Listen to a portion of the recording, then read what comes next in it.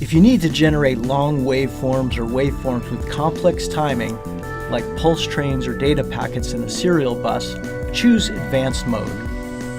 In this demo, I'll show you how to program a simple waveform sequence in 3 entries and how to change the way they are played out. Select Advanced Mode from the home page. Press the predefined button to view the built-in waveforms.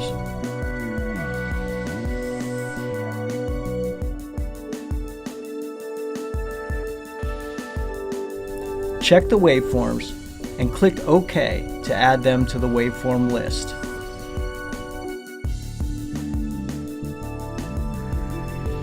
Now you can drag and drop the waveforms from the list to the sequence one by one. You can add whichever waveform you like into the sequence, but in each entry, the channel 1 and channel 2 waveforms must be of the same length or you'll run into warnings later. Click the Go To field of the last entry and change it from Next to 1. This will let the sequence go back to the first entry after it is finished. You can easily change the amount of times the waveforms are repeated by simply allocating the desired amount in the Repeat column. Leave the repeat number of entry 1 as 1 and add a marker for this entry to trigger the scope. You do this with a simple right swipe, which will bring up the marker to check.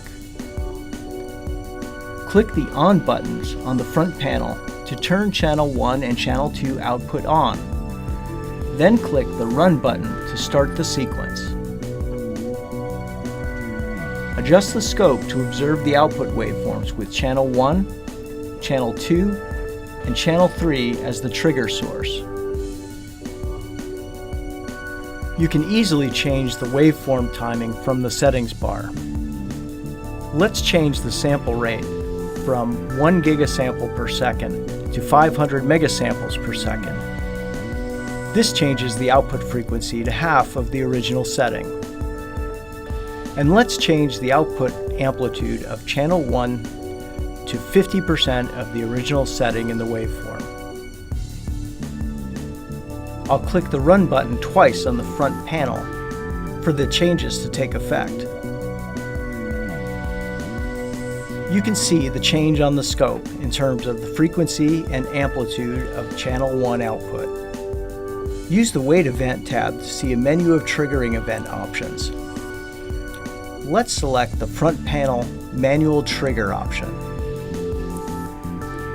I'll set the scope to capture a single shot, and I'll press the Manual button on the front panel of the generator. This will output one sequence, and we're able to see it here on the scope.